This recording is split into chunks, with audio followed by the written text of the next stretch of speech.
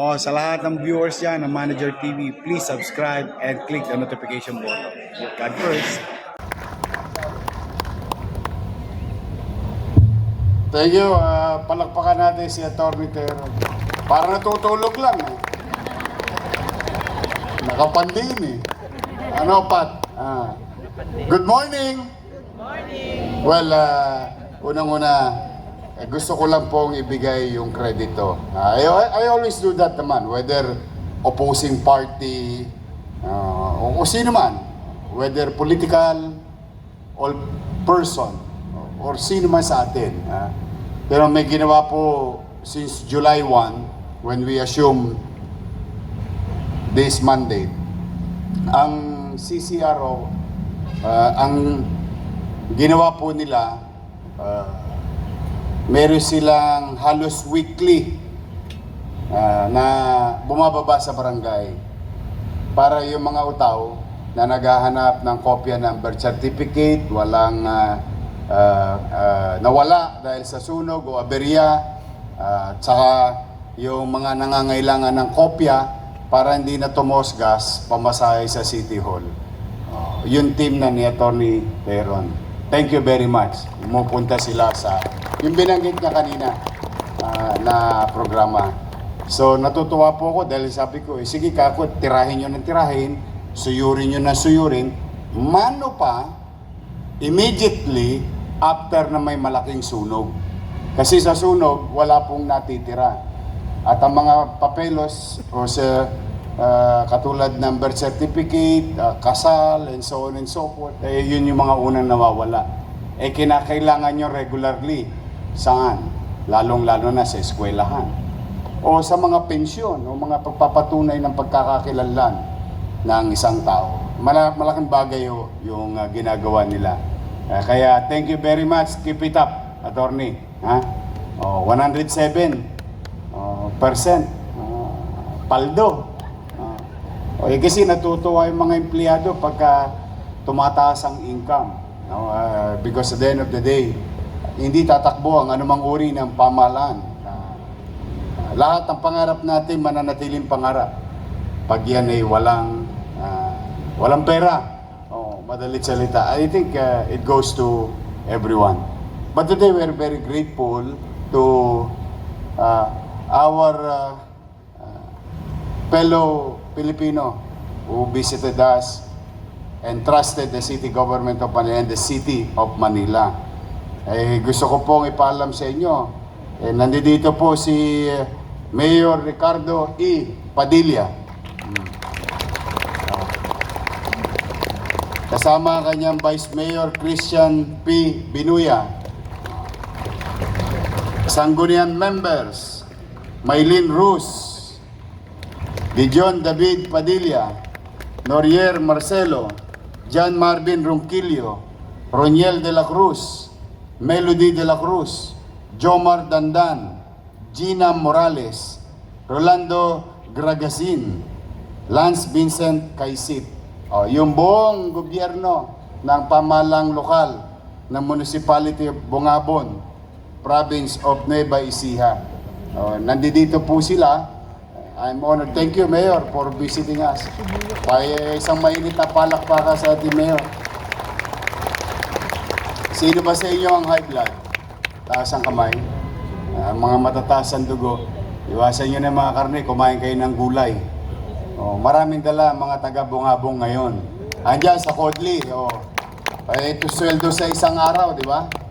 Kung gusto nyo makabili ng murang gulay, di na lang po tayo ng bayan ng Bungabon, Nueva Ecija, sa pamumuno ni Mayor Padilla. Kaya yan ay lagi ko pong hinihikayat. Noong nakaraan nakita po ninyo yung mga taga Mindanao at iba't ibang bayan at meron pa tayo susunod na bayan na dadako dito. Inihigop ko po sila, pumunta kayo rito. Makatulong man lang tayo sa kapwa natin Pilipino sa probinsya. Pangalawa, tigit sa lahat, ay yung aking mga kababayan sa lungsod ng Maynila makabili ng murang pangunahing bilihin. Kaya po maraming salamat, Mayor Padilla, sa tulong ninyo sa lungsod ng Maynila. Mas kami tinulungan ninyo. O kung sa inyo iniisip ninyo, kayo tinutulungan ng lungsod, hindi po. Mas kami po natutulungan. Unang-una, yung aking mga manininda sa palengke. Makakahanap ng direktang producer ng gulay, prutas, mga bagay, pagkain sa iba't ibang dako ng Pilipinas. Pagka nakamura sila, maswerte na yung bibila sa probinsya. Pero mas maswerte yung aking manininda. Lalaki ang kanyang kita. At mas maswerte yung aking mga consumer. Dahil mas mura nilang mabibili yung mga produktong galing mismo sa bungabon. Kaya po muli, Mayor, mga kasamahan ko naglilingkod sa bayan, palakpakan natin, Mayor Ricardo Padilla. Ang pangalawa, pasasalamat ang mga batang MTPB. Taas nga kamay, nandito ba yung mga taga-MTPB? Ayan. MTPB. Hoy, wala nang biyahe ng jeep. Parang wala pa kayo. Di po. Alam nyo, natutuwa po ako sa MTPB dahil nung nakarang programa ng lungsod ng Maynila, we have served 931,000 riding public sa libreng sakay na naganap sa lungsod ng Maynila. And the good news about it, while the number is so huge, but we only spent 20 million plus barya lamang. Napakaliit. Nagawa natin ang paraan na maibsan yung nararamdaman ng mga mananakay sa hirap ng buhay. Higit sa lahat, nagkaroon ng kapanatagan ng mga driver, may takdang kita at may panggasolina at mga operator. Buong ecosystem ng public transport na kinabang. Pero yun po hindi na mapagtatagumpayan ng maayos kung wala naman po sa si Director Biyahe, si Dennis Biyahe at MTPB. Ayun, si Director Biyahe at mga taga-MTPB, palakpakan natin sila. Ayun, yun. Thank you very much. Again, sa ating pamilya ng mga driver at saka mga driver at operator, maraming salamat. Kayo'y nakiisa sa pagbabayanihan sa oras ng krisis ng ating lungsod at ng ating bansa. Dito man lamang, isa sa 1,600 local government unit makaramdam ang utaw na gumaang ang kanilang pakiramdam sa gitna ng krisis. Good news, I don't know if you saw the announcement of Malacanang, DOE and President Bongbong Marcos. Tomorrow we're going to have 20 pesos ba, Pat? 20 pesos? Decrease sa presyo ng diesel. Good news yun. Sana magtuloy-tuloy na. Dapat talagang maging spaghetti. Spaghetti pababa naman. Hindi dapat puro pataas. Ang bigat eh. Sa totoo lang, ang bigat. Nararamdaman natin lahat. But, sabi nga, sa kasabihang Ingles, after the rain, there is rainbow. Ayun. Lalabas din ang bahagari. Pagkatapos ng unos. May awa ang Diyos. Makakaraos tayo. Hindi pa tayo tapos. Bukas, ipararamdaman naman natin sa mamamayan yung ating kompromiso among each other. The city government and the local community bakery in the city. The city government will augment some cost of operation sa ating mga panaderya, yung mga participating panaderya. Ano pong bisa noon sa mamamayan? This is, in our own little way, surgically helping certain sector to reach as many as we can with the little amount being utilized by the city government through its taxpayers' money. Tomorrow, mag-i-start na tayo mag-deliver ng tulong sa mga panaderya.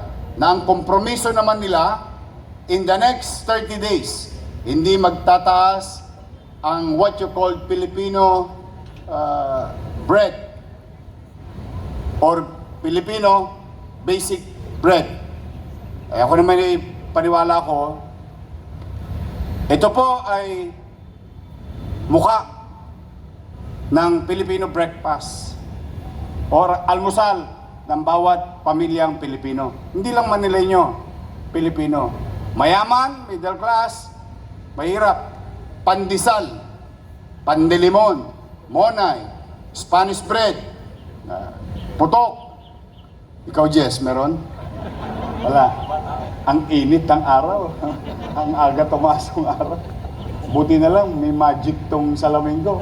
Kaya lang, lugi ka, namumula na yung mata mo. Dito ka nga. Dito ka. Ayan. Nag-iinit ka.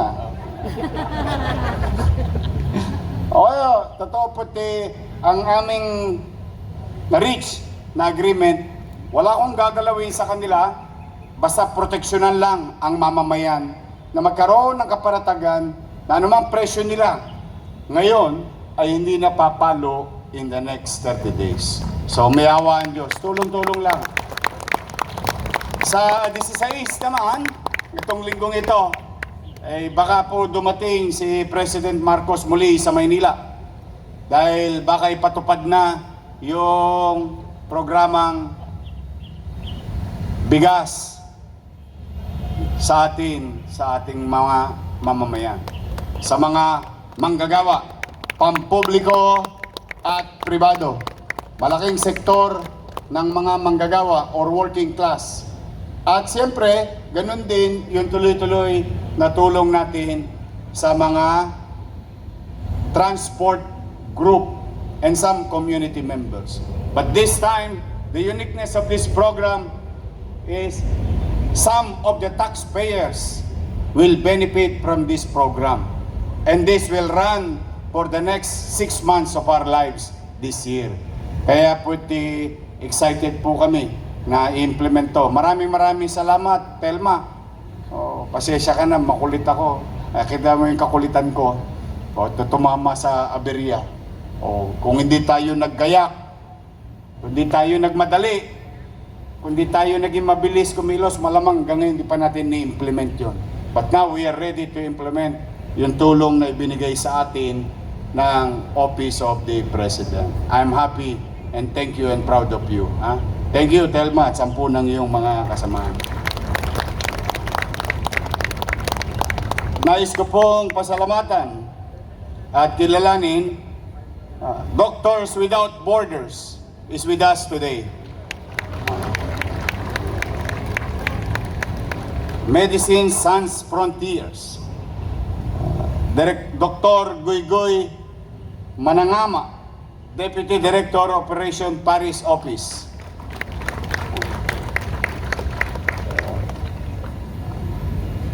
Eli Sok Sel, Manager Tokyo Office. Forgive me in advance, I hope I pronounce it right. Dr. Shoaib, Head of Mission, Medical Coordinator, MSF, Philippine Branch. Mukadas Yakubova, Project Coordinator, Tondo TB Project. Warren Seco, Logistics Supervisor, Tondo TB Project. Sila po ay tumutulong sa atin labanan ng TB. Pero at the same time, magbibigay po sila, walang-wala lang. Talagang pag mapagbigay ka, Jess, mabilis bumabalik sa'yo. 100 times. Bakit ikaw, puro pagmamahal ang binibigay mo, walang pagmamahal na bumabalik sa'yo? Waiting. Napakapasensyoso mo, pag 60 ka na, wala pa rin. Love you, Jess. Sila po ay magbibigay ng 1 mobile x-ray van. Thank you very much. Doctors Without Borders. Okay?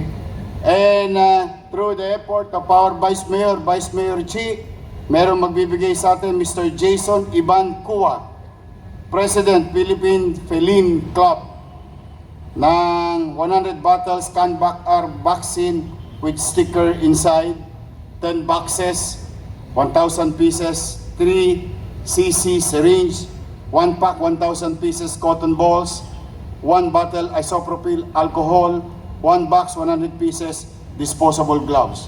Thank you very much. Shoutout lang yung mga taga Chicago kanina. Andiyan may ano tayo, balikbayan. Kamusta kayo? Baka may sobra. Charot. Welcome po sa Manila. Nakita ko sa mga balikbayan natin. Through our leadership in the party, Ernest Ramel, 100 boxes of 12 1-liter cartons of Parkaja UHT milk from Poland. Ayan naman po'y binigay, no?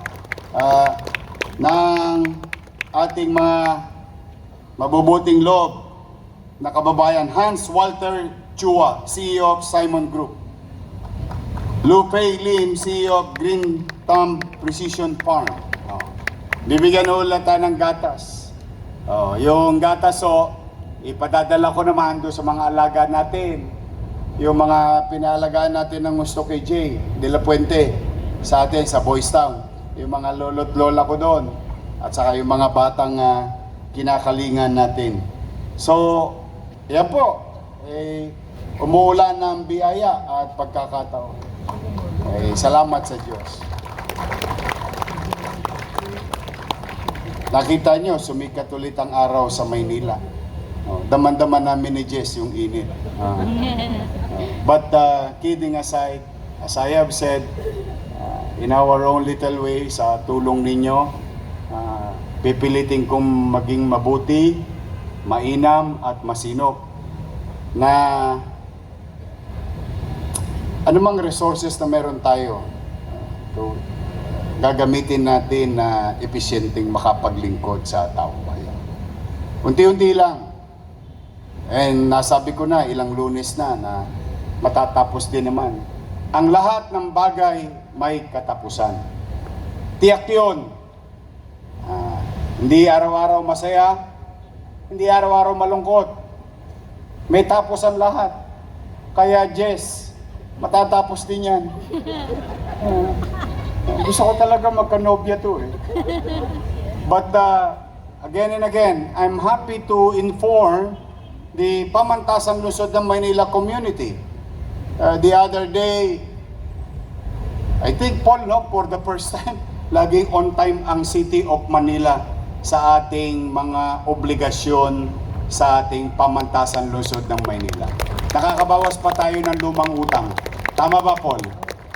So, ibig sabihin, yung lahat ng mga sinabi ko nung mga nakaraang flag ceremony, na tulungan ninyo kung maging epesyente kayo sa inyong kanya-kanyang opisina. Tingnan po ninyo, nagbubuti po, nagdadala po ng magandang resulta.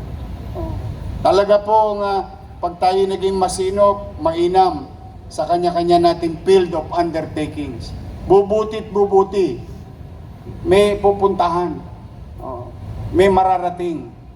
Kaya sa inyo pong mga narito, at lalo na marami sa inyo pang-retire na. Magre-retire na. Thank you for all those years that you have dedicated your life and time to be of service to the people. But, in the last mile of our life, particularly in our career, siguro magandang maalala ninyo ang tanong na ito. Sa nalalabing taon ng aking paglilingkod sa siyudad ng Maynila bilang bahagi ng pamahalaang lungsod, ano ba ang nagawa ko bilang kasapi nito? Kasi yung tanong na yan, hahabulin kayo niya. Pag kayo'y kukuya-kuya-kuy na sa tumba-tumba, babalik ang alaala. Ano ba naging partisipasyon ko? Ano ang naging bahagi ko upang makagaang sa katatayuan ng aming mamamayan, sapagkat ako'y bahagi ng pamahalaang naglilingkod sa Kanya. Kaya I encourage each and every one of you to those, kasi I've been signing retirement eh. Pero huwag kayong mag-alala. Ang dami ko rin hinar last week. I-announce ko na lang next week. Patungkol sa Baseco Hospital. But, huwag kayong mag-alala. kung kayo nagbuti at magbubuti pa, at habang kami naririto, hindi namin ipagpapariwara yung mga araw na pagtsatsaga, hirap sumakay, nabaha, lahat na, pati may lagnat ka, pumapasok ka, lahat ng sakripisyo ninyo sa paglilingkod, ay habang kami naririto, pagbubutihan naman namin at pagpapatuloy na maglingkod ng mainam sa ating mamamayan. So muli, another week, and I hope this week will be a better week for everyone. Katulad ng panalangin kanina nung nagdasal sa atin. Sabi niya, sana nga naman magkaroon na ng kapayapaan sa mundo. Let there be peace on earth. Because with peace, we can move fast. In peace, we can be more productive. Kaya wala talagang maipapalit sa kapayapaan. Walang katumbas kapag may kapayapaan. And thank you for that prayer. No? Na sana nga. So muli, another week, stay healthy. And can you smile? Can you smile for Jess? Smile. Because, again, let me remind you, like what the saying, yung sinabi sa salitang English, many are called, but few are chosen. You were the chosen one. Be of service, wholeheartedly, while you're here. Masarap maglingkod sa bayan. Masarap ang mabigyan mo ng ngiti ang isang nagdarahog, nakararamdam na masamang karamdaman at napangiti mo, napalubag mo ang loob. Walang kapalit yung mga ngiting yaon ng ating mga kababayan. Mag-ingat kayo, maging malusog kayo ngayong linggo to. Kailangan ko kayo. I cannot do it alone. I need each and every one of you. Magandang araw. Pagpalain nawa kayo ng Pong May Kapal. Maraming salamat.